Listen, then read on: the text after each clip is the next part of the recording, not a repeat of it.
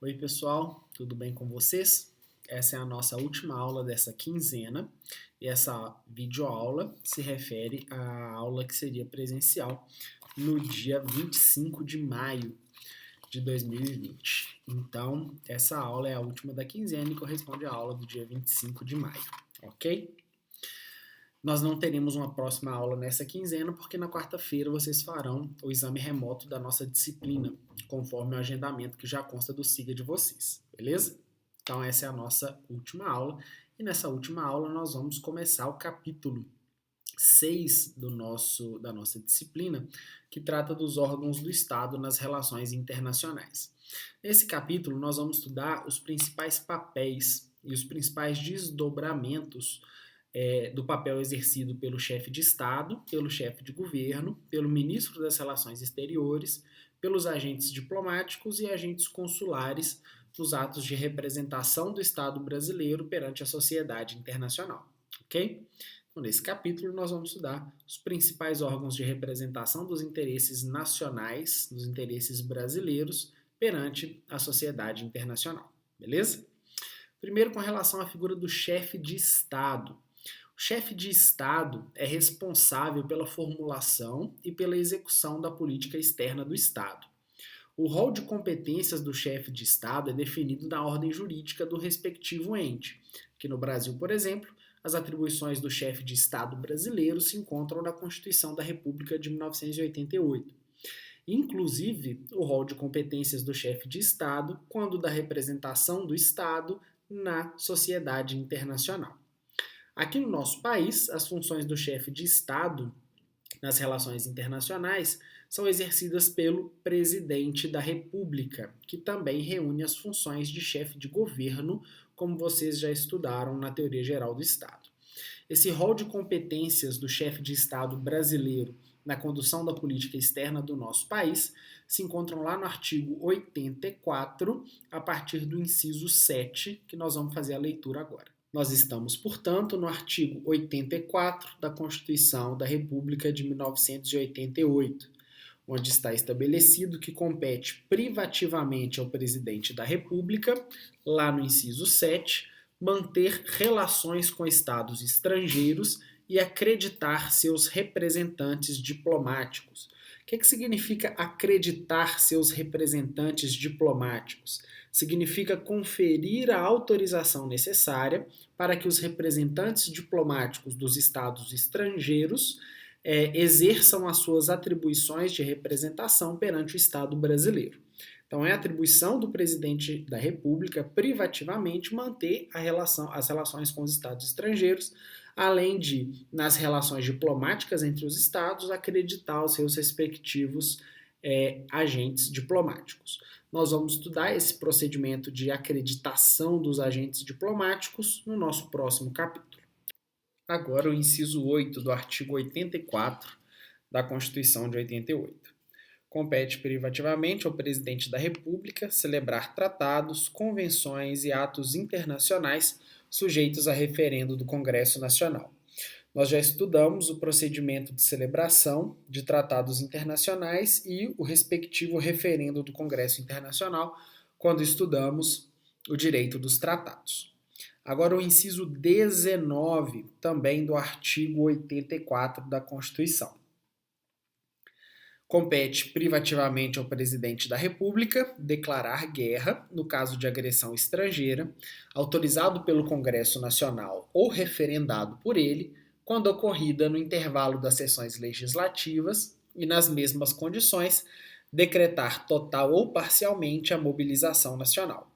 Então, compete privativamente ao presidente da República também as funções de declaração de guerra a estados estrangeiros e simplesmente apenas no caso de agressão estrangeira. Então, o Brasil ele não é autorizado pela Constituição a declarar guerra, senão em razão de agressão estrangeira. Também o inciso 20 do artigo 84 traz a atribuição do presidente da República enquanto chefe de Estado e responsável pela condução da política externa brasileira. Compete privativamente ao PR celebrar a paz, autorizado ou com referendo do Congresso Nacional. Então, a celebração de paz após tempo de guerra, também é competência privativa do presidente da República. E por último, o inciso 22. Compete privativamente ao presidente da República permitir, nos casos previstos em lei complementar, que forças estrangeiras transitem pelo território nacional ou nele permaneçam temporariamente.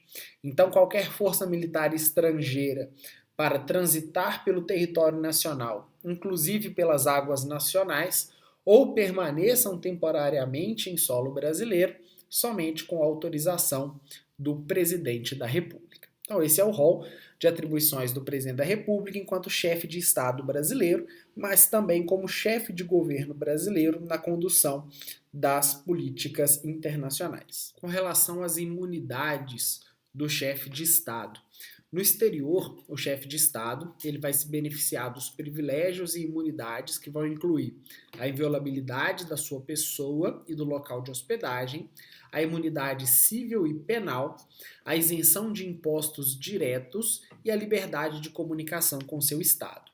Então, são direitos, são imunidades, são privilégios que resguardam a figura do chefe de Estado, mas também a figura do chefe de governo, quando estiverem no exterior, no exercício de suas atribuições.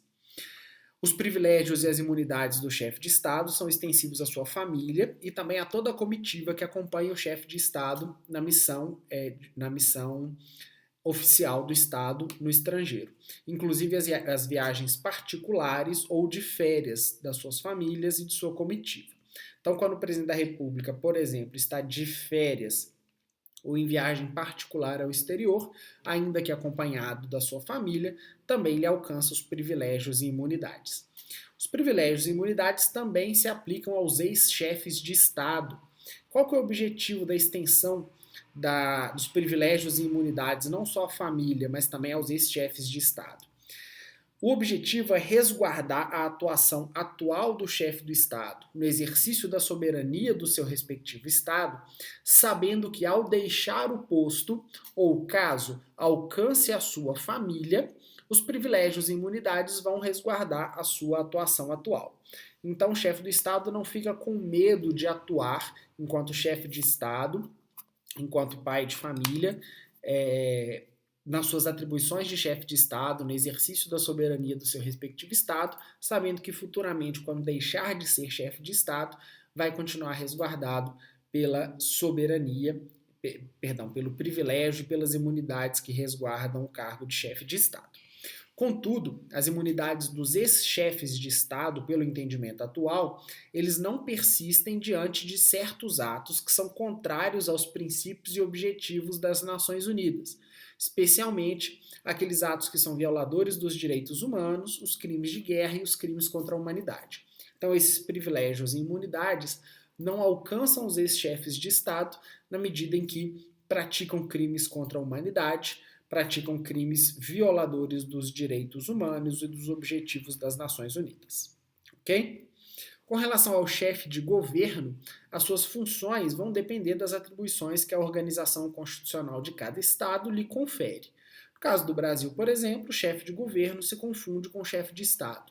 As duas figuras recaem sobre a mesma autoridade.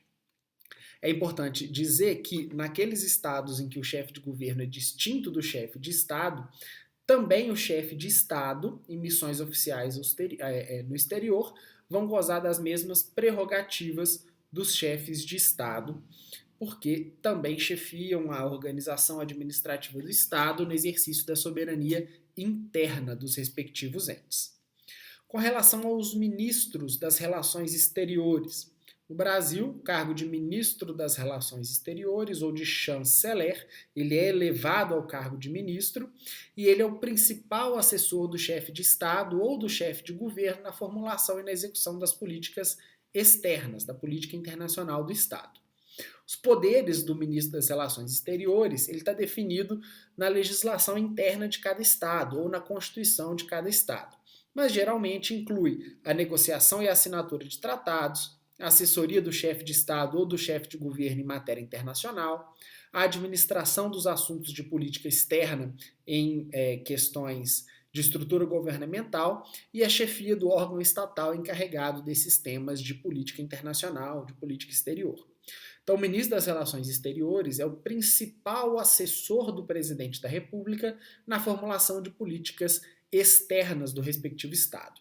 São os ministros de Relações Exteriores ainda que mantêm as relações diárias, as relações em questões práticas entre os Estados na sociedade internacional. Eles se comunicam com os seus pares internacionais, com outros chefes de Estado, na promoção e na execução da política externa.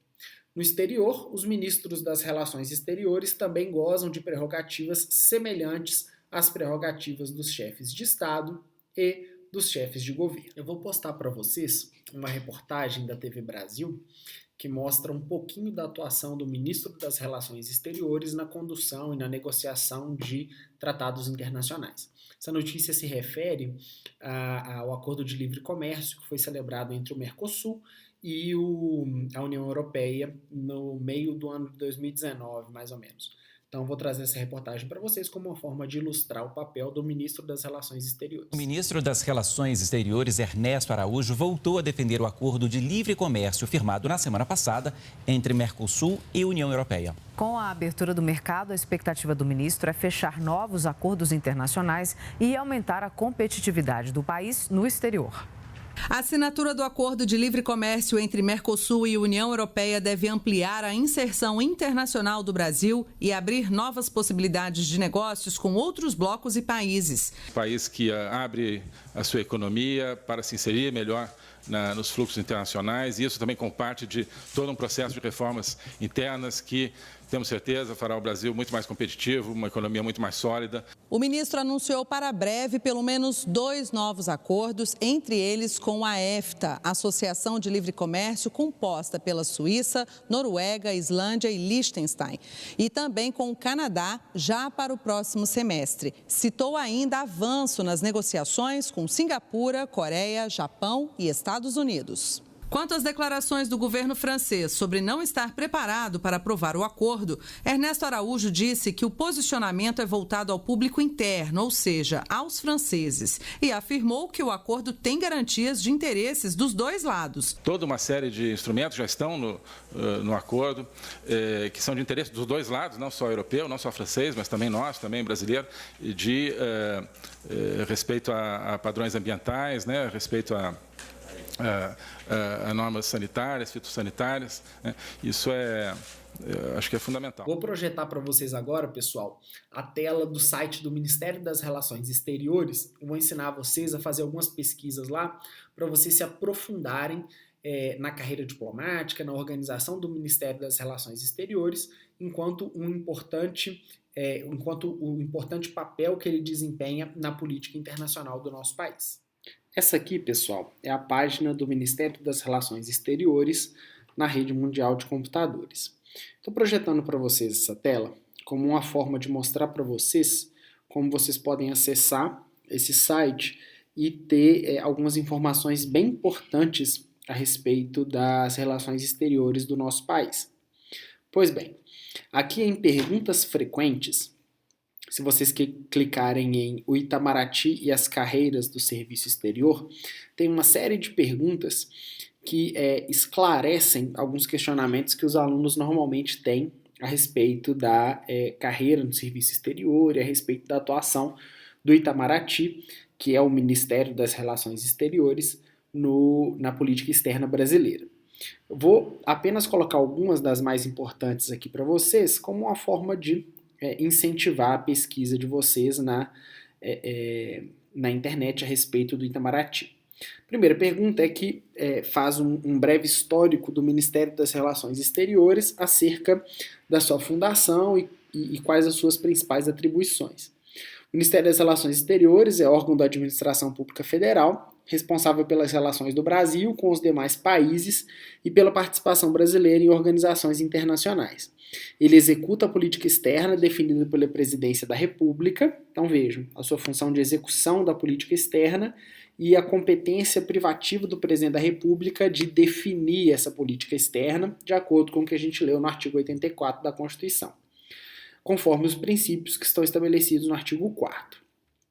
As origens do Ministério das Relações Exteriores no Brasil remontam a 1821, quando separou a Secretaria de Negócios Estrangeiros e a Secretaria de Guerra, e após a proclamação da República em 1889, com essa Secretaria de Negócios Estrangeiros sendo denominada de Ministério das Relações Exteriores.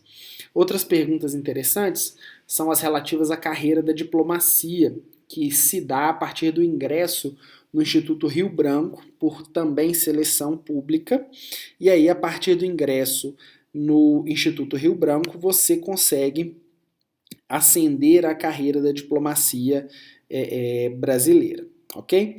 Outra coisa que eu queria mostrar para vocês é a relevância do Barão de Rio Branco para a formulação da política externa do nosso país. O Barão do Rio Branco, ele foi um diplomata e historiador, era formado em Direito, foi político e atuou como ministro das Relações Exteriores no Brasil de 1902 até 1912, no governo de 4 presidentes, Rodrigues Alves, Afonso Pena, Nilo Peçanha e Hermes da Fonseca. O maior legado do Barão do Rio Branco, que é considerado o patrono dos diplomatas do Brasil, é a resolução pacífica das disputas de fronteira entre o Brasil e os países vizinhos. Vejam que, quando ele assumiu o Ministério das Relações Exteriores, o Brasil ainda era uma república jovem. Então ele coordenou essa resolução pacífica das disputas de fronteira no Brasil e consolidou a tradição do pragmatismo da diplomacia brasileira. A diplomacia brasileira, até alguns anos, era considerada uma diplomacia que pregava a paz, que pregava a solução pacífica das controvérsias internacionais, inclusive atuou nos governos anteriores para a resolução de grandes conflitos, intermediando e servindo como um braço amigo das nações em conflito internacional para a resolução desses problemas. Okay? Então, o Barão do Rio Branco é um importante nome para quem quiser se aprofundar um pouco nas relações exteriores do nosso país, ok? Também tem perguntas relativas à estrutura do Itamaraty, e aqui tem outra observação importante. Quantos postos ou quantas representações o Itamaraty mantém mundo afora? São 139 embaixadas, 52 consulados gerais, 11 consulados, 8 vice-consulados, 12 missões ou delegações e 3 escritórios. Então, são formas de divisão das atribuições, formas de repartição da competência dos trabalhos das relações exteriores do Brasil mundo afora, e também aqui na página vocês conseguem visualizar as atribuições de cada um desses órgãos de representação do Ministério das Relações Exteriores.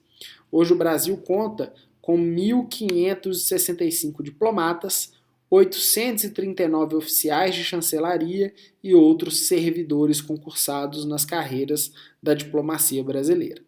Então aqui nessa página vocês vão conseguir conhecer um pouco dessas atribuições desses personagens da política externa brasileira. Por último, vamos falar um pouco sobre as carreiras. O diplomata é o servidor público aprovado no concurso público do Instituto Rio Branco. Então, quando ele ingressa através de concurso público no Instituto Rio Branco, ele vai se formar diplomata. O embaixador é o título conferido ao chefe de uma missão diplomática, como a gente vai ver nas nossas próximas aulas. É prerrogativa do presidente da República indicar os embaixadores e não necessariamente um embaixador precisa ser diplomata. Qualquer pessoa, qualquer cidadão pode ser designado como diplomata.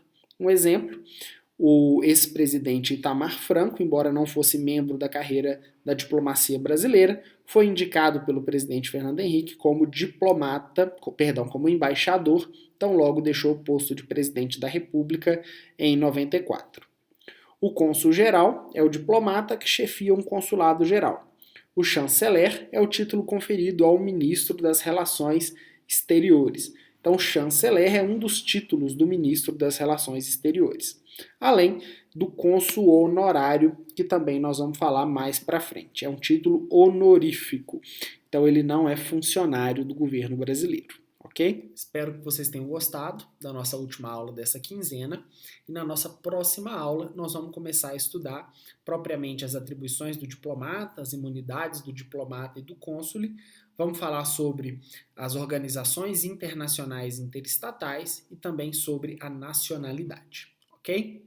Até a próxima aula.